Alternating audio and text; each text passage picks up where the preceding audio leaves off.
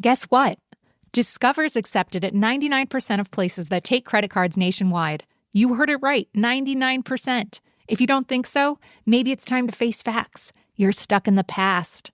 Based on the February 2024 Nielsen report. Learn more at discover.com/credit card. Lemonada.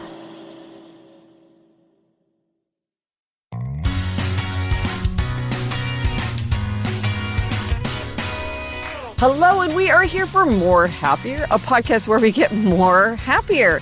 It's the weekend. It's time for some weekend listening and a looser vibe. Hey, Elizabeth. Hey, Gretch. Today we'll talk about my list of 24 things that please me and why I think it's such a great exercise to do. I highly recommend it. But first, something making us more happier. Elizabeth, what is making you more happier? Well, Gretch, my Topsy's popcorn is making me more happier. Oh, yeah. So Topsy's is a place in Kansas City, most known for its popcorn, also slushies, fudge. It's legendary. Limeade, other things. We used to go there as a treat when we were little, and they have tins of popcorn for the holidays. And Mom and Dad sent one to us since we weren't in Kansas City this year with caramel, cinnamon, and cheese popcorn. That's the traditional, the classic. And so we're still eating it. And whenever I look at it, it just makes me so happy because it's the pretty tin and it makes me think of home and it makes me feel holiday-ish even now. So I'm just loving my Topsies. For Life in 5 Senses, I put some cinnamon popcorn in a plastic bag. And I don't know if it'll just disintegrate over time, but I'm like, I want to hold on to that smell so much because there is that very particular cinnamon popcorn smell. Yes. And then the tins. I mean, we use the tins for Christmas ornaments. And so it's such a good memento over the years, in addition for being this very evanescent thing that you eat up. And there's always new tins every year with different designs. You can pick your design. Yeah. Mom and Dad sent one to Eleanor to share with her entryway. And it was a big hit. Yes. I sent it last year to my LA nieces for Halloween for their dorm room. Yes. So that was fun. Oh, that's so fun. So it always makes me happier to have Topsies, Gretch. Yes. It's a happy memory. What is making you more happier? Well, listen, I'm going to repeat something that you said because you said how the new year, you gave a gold star to the new year. And I wanted to say that the new year is making me feel happier too. It feels like that clean slate. It's this field of untrodden snow that feels full of possibility. And the fact is, I recognize that this is totally irrational, that time is not different on January 2nd versus December 30th. And it's just this framework that we impose on time that is largely in our imaginations. And yet I still feel that it is powerful and it is a way to frame time in a way that I just feel like I'm taking a deep breath. Mm-hmm. Now the 25 for 25s will start and the annual challenge, and it just feels like it's full of fresh new things. And 2024 felt stale and worn out and now I feel good about 2025. Well, I wonder if the fact also that it is the year 2025, like the 25 is pleasing to people because I feel like people are really embracing 25. It feels like more than usual. People are doing things with 25 and making lists. And I mean, I know we are obviously very in on that. Yeah. But it just feels like 2025 is a thing. Well, it's funny because this is just, again, some numbers feel like they have more power than other numbers. Like 13 has power. 16 is 4 times 4. Like there's different things. And 2025, it's a quarter of a century. And that feels like a meaningful marker. So I think people do feel like this year has more weight. Yeah, I think so. So anyway, it'll be interesting to see how it plays out. Yeah, hopefully sure will. We'll love 2025 and we'll be so sad when it's over. Yeah, here's hoping. Here is hoping. All right, Gretch, coming up, there's something I've been meaning to ask you, but first this break.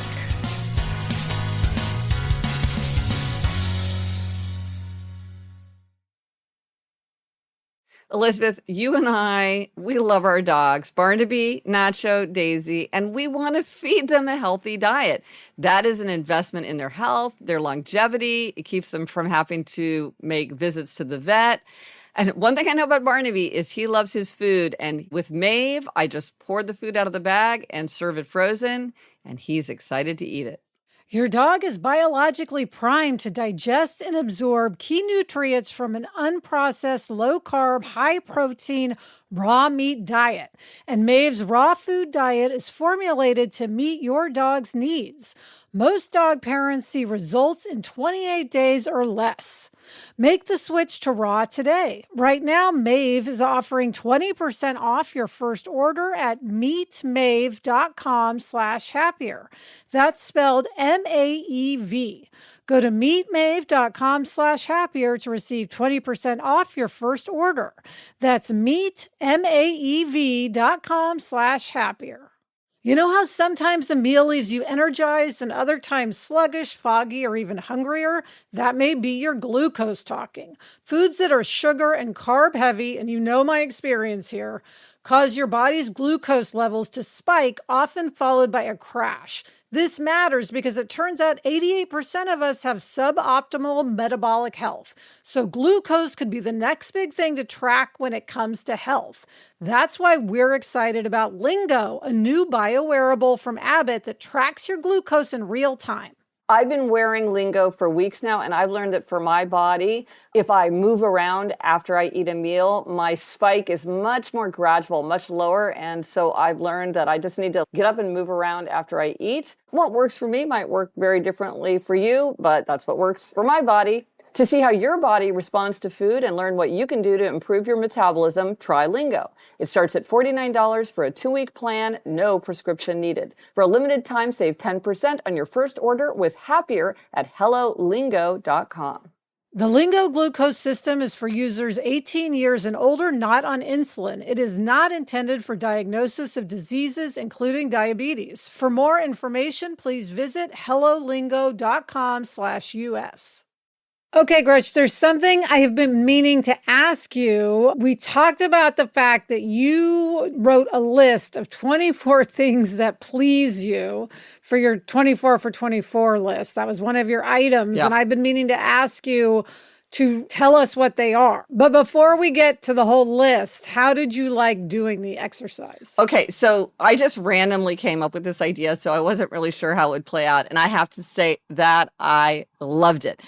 I love this exercise because by thinking about the things, writing down the things that please me, it did so many great things. Like, first of all, I felt like I was paying tribute to the world. You see these things that you love and you desire to like use them up or turn them into something or whatever. And somehow by putting them on this list, I felt like they got their recognition or they were somehow registered in some kind of world imagination categorization of things that are pleasing. It also acted like a gratitude journal. You know, like way back in the Happiness Project, I wrote about how I tried keeping a gratitude journal and I was really annoyed by keeping a gratitude journal. This was like a different way of keeping a gratitude journal that worked for me. And because of the negativity bias, we're just naturally more drawn to negative information. This is why journalists say, if it bleeds, it leads. This is why you're more likely to remember criticism than praise.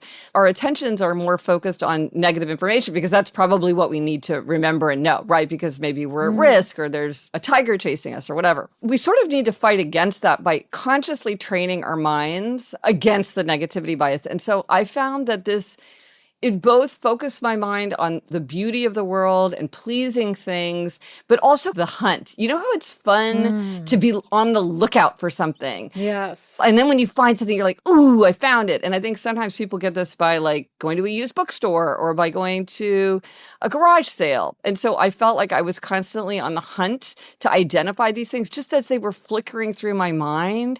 And I just found it to be absolutely delightful. So I'm going to do this again with 25 in 25 for 25. Yeah, I think one reason it's maybe more pleasing, to use the word pleasing, than a gratitude journal is the bar seems lower. The bar seems lower, and it's like, am I grateful for it? I don't know that I'm grateful for it, but it just pleases me. Okay, well, let's start going through your list. Number 1. Okay, this might surprise people, but I am so pleased by the periodic table of the elements. I marvel at the periodic table of the elements. I love how beautiful it is, how elegant it is. They found things just because they knew that they were supposed to be there because the periodic table of the elements suggested that something would exist. And so they looked for it, and then there it was. And I remember when I was creating my 4 tendencies framework, I felt like it was the same plugging. Every space was filled in an elegant way. And I just love it. I love the periodic table of the elements. Okay, number 2. Air dancers. These are those inflatable waving tube people. They're more classically outside a used car lot. Yes. You know, and they just whip around, and I just think they look so funny and cheerful, and I just love them. They can look eerie and uncanny in the wrong context, but if they're in the right context, they look super cheerful. I love that. Okay, number 3. Okay, this is strange, perhaps, but this is something that I even think about sometimes just if I'm trying to fall asleep because I find it so pleasing, which is the image of street lights going through their change of colors in the middle of the night when the streets are empty. So the idea that it's changing from red to green, and it's just there in the night, and there are no cars and there are no people, or maybe there's like one person walking their dog very late at night, and yet the street lights continue to cycle through their colors. For some reason, I find this very, very comforting. I think it's a world order thing. It's Yes. like there's order in this streets. Yes. It's like mailboxes, which I didn't put down, but I find mailboxes very pleasing. Okay. Okay, 2025 list, mailboxes. Yeah, mailboxes. Okay, number 4. Active air. So I would call active air when there's air that's got leaves blowing in it, or petals, or snow, or you can see rain. There's one artist in the Met that has like active air where there's like flecks of everything. For some reason, I love looking out the window and seeing the air full of something. Number 5. Quirky vending machines. I love a quirky vending machine. You know, you're in Las Vegas and they're selling like weirdo things in the vending machine, or I don't know, you know, it's automat or whatever. I love a vending machine. Yes, we have in the mall near me, we have a sprinkles vending machine, the cupcakes. Yes. And I love just looking Yes. in at a cupcake vending machine. Yes. It's just fascinates There's me. just something about that system of the vending machine that's just very, and sometimes they have them like in airports, they'll have oddball things in vending machines, or sometimes you'll see art vending machines where you get a poem or a novella. I just love when people do something interesting with a vending machine. Okay, Gretch, number 6. Glass elevators. I love a glass elevator. Elizabeth, do you remember when we were growing up, there was a glass elevator in our environment and we loved it, and I loved them ever since. Yes. Number 7, I know you love this one. A color wheel. This kind of is related to the periodic table of the elements. Like I love any illustration of the color wheel. I just find it so beautiful. Well, and Gretch, when we were picking our signature colors, you chose the color wheel. I did. Because you couldn't narrow it down. Yeah, and just the color wheel itself is so beautiful. Number 8. Any button collection. You put a bunch of buttons in a jar, in a box, and I just love it. And you don't have to do anything with them. I just like run my fingers through them. Love a button collection. Number 9. So, Elizabeth, you may be too young to remember this, but when I was little, there was a museum in Kansas City that had a pretend house made out of ice and snow, you know, like a pretend igloo that you could crawl into. And this, to me, was so powerful, so interesting, so exciting. I loved it. Do you remember it, or were you too little? No, I absolutely remember it. We visited it. Yes. Our class would visit it. But I remember when we would be at the museum with our parents, me and mom and dad in Europe one summer. And I think I kept finding these art museums lacking next to Yes. that particular Yeah. museum in Kansas City. I was like, wait, that's a museum I like going to. These museums I don't like going to. Yeah, that's probably one of my most vivid early memories is that. Yes. Number 10. Rereading. Elizabeth, I know you are not like this. You do not find pleasure in this, but I find such pleasure in revisiting things that I've already watched, listened, or heard. And so I just decided to embrace it. So now, I used to think like, oh, I should be pushing to have new things. But I'm like, but I love revisiting the old things. So that's okay. 11. Moss. I just love moss. Yes. Now I reach down whenever I see it. I reach down and touch it. I love the way it looks. I love the way it feels. Love moss. Maybe moss could be your signature color. Yeah. 12. Okay, I love artificial flowers. Have you noticed? I don't know if this is just like a New York City thing or if this is like a trend that's sweeping the nation, but now around doorways, entrances, there will be these huge garlands of artificial flowers inside a store. There might be masses of artificial flowers as decorations. And I used to think, oh, artificial flowers, those aren't nice. But now I'm like, I love an artificial flower. I love huge quantities of artificial flowers or any kind of garland, or I've just decided I'm going to embrace the artificial flower. I want to find a way to bring artificial flower. I do have some paper flowers in my apartment, but now I'm like, yeah, this is like a whole thing that I like. And I like it when they're not trying to pretend to look like real flowers. Like nobody could have that kind of rose decoration outside their restaurant. In real life, it's just pleasing as its own thing, as kind of an artificial invocation of flowers. And so, do you have this in LA? Do you know what I'm talking about? I don't think so. I feel like we have more real stuff, like real bougainvillea outside a restaurant. Yeah, but see, this is draped all over the place. I'll send you some pictures of it. I'll try to take some pictures and post it. Yes, I want to see You know, when it. you go looking for something, you're like, how come nobody has Yes. this now that I'm looking for it? But if I can find some, I'll post it in the show notes. And I'd be curious from listeners, is this something that you're seeing where you are? Actually, Elizabeth, I don't remember ever seeing this in Kansas City. So maybe this is kind of a New York City thing, or are other people seeing it elsewhere? It's very noticeable. If it's happening, you will notice it because there's these gigantic quantities of fake flowers. Maybe for Instagram moments. Yeah, maybe. Okay, Gretch, coming up, we're going to hear the rest of what's pleasing you. But first, this break.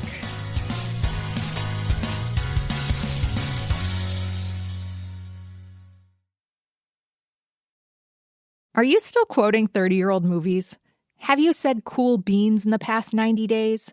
Do you think Discover isn't widely accepted? If this sounds like you, you're stuck in the past. Discover is accepted at 99% of places that take credit cards nationwide. And every time you make a purchase with your card, you automatically earn cash back. Welcome to the now. It pays to discover. Learn more at discover.com/creditcard, based on the February 2024 Nielsen report.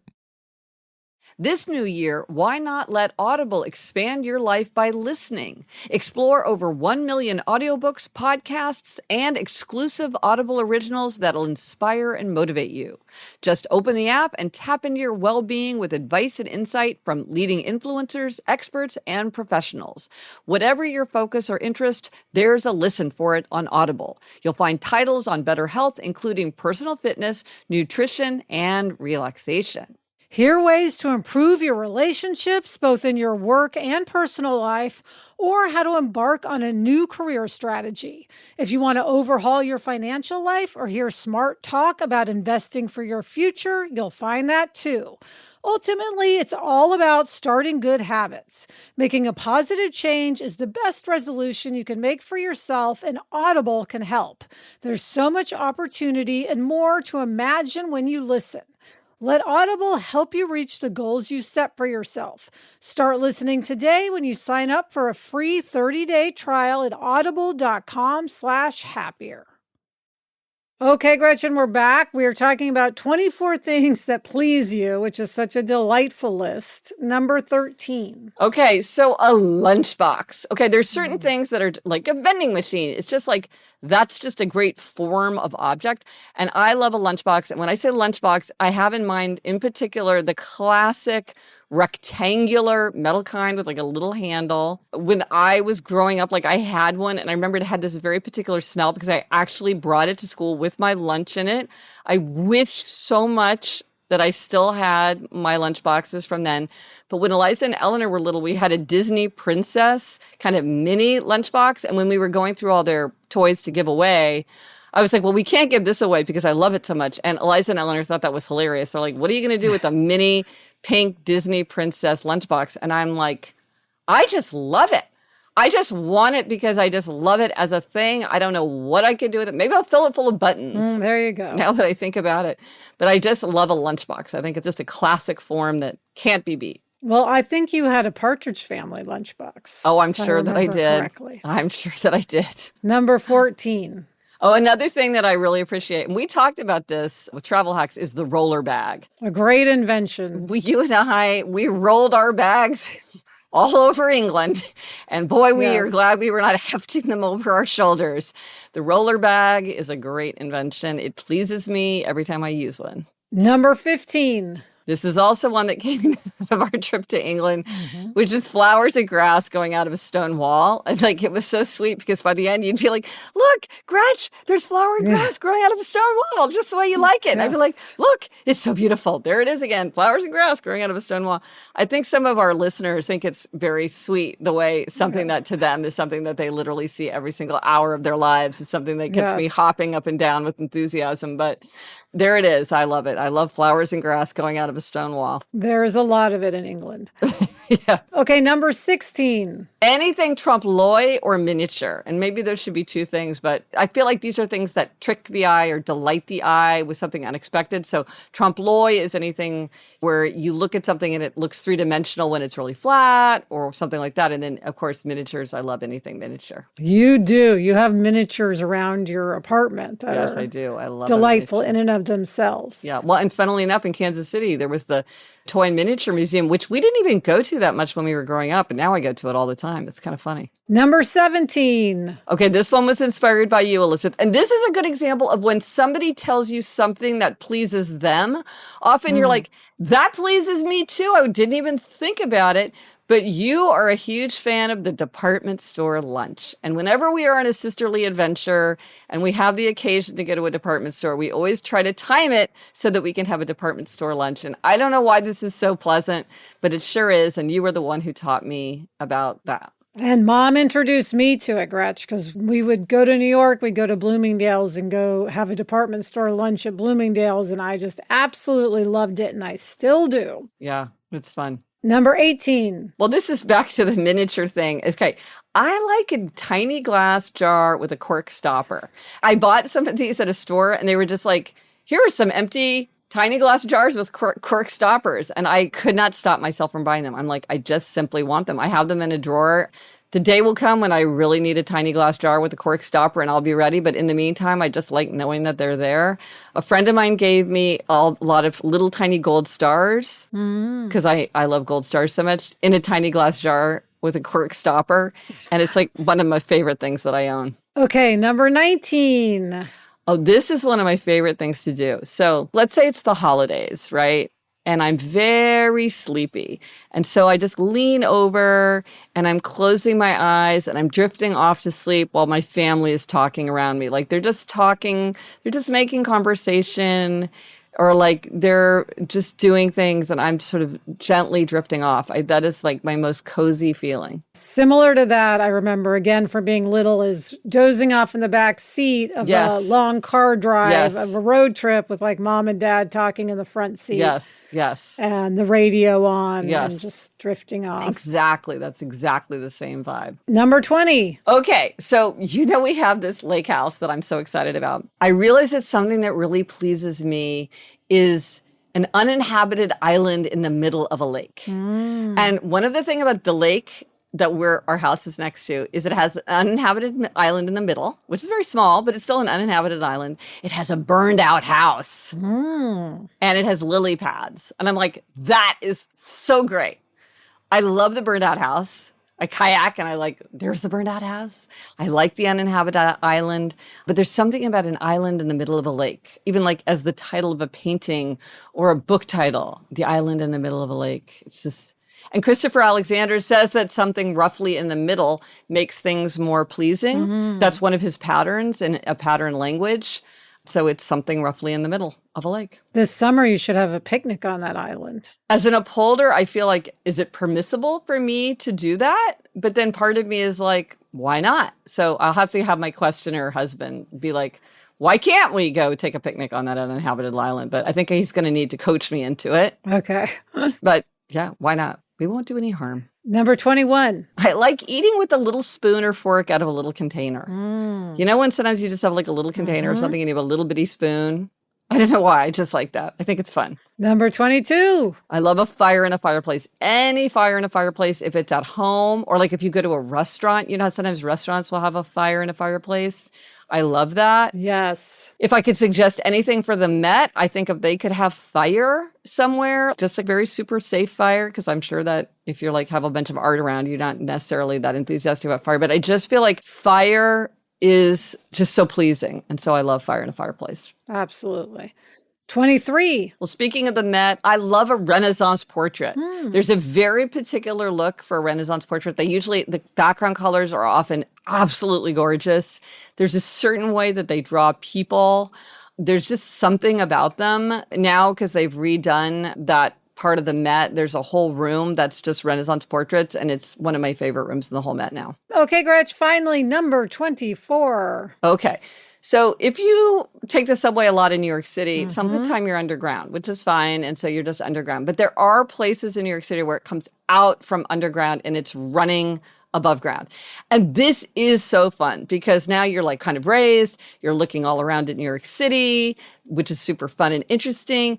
And what I love about it is it feels kind of free and wild because you're sort of racing through this urban landscape, but you also feel safe because you're in this train compartment, you're in the subway, which is very familiar, very safe.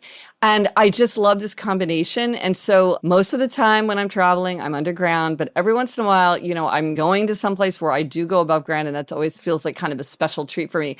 And I haven't really memorized when that is, so it's always very exciting and surprising when it happens. All right, Gretchen, well, I love your list. I think this is a great idea to make a list of things that please you. So I should do this in 25 as well. Yeah, you'll love it. It'll be so fun. And then it's so fun to talk about it. All right, Gretchen, what's our spotlight on a tool this week? Okay, well, we've been talking about everybody trying to get more into the habit of reading in 2025.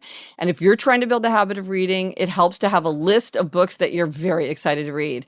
And the Read 25 and 25 challenge has just started. And so we're helping everybody kick off by helping everybody make the list. We will give great prompts for how to think of the titles that you'll be looking forward to reading throughout the year. You can join the SMS challenge starting January 5th. This is for the US only, alas. If you go to happiercast.com/read25 and 25, you can join up.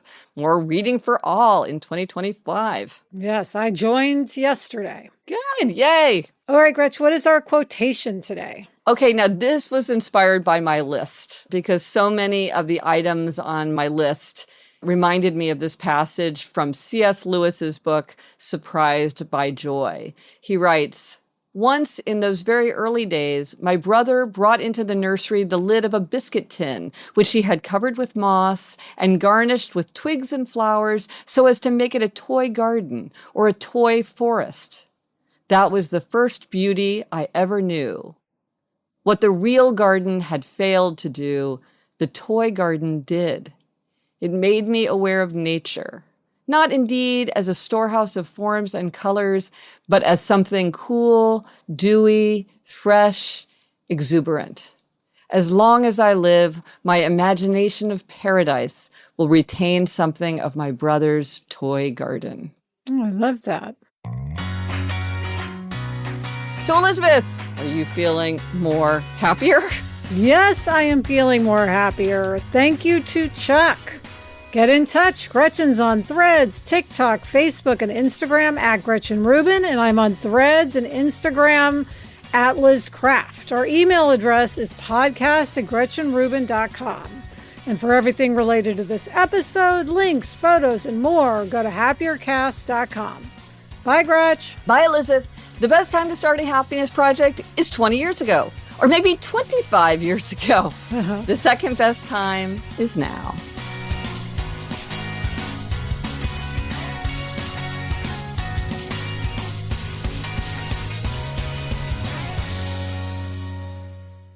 So, Gretchen, are you going to have all new things on the 25 list of things that please you? You have to, right? Yeah, and I've already started making it. I already have 3 things on there. And I'm thinking that maybe I'll like print it out and put it in a journal so that like over the years I'll have this list because it just makes me happy just to look at it. Yeah.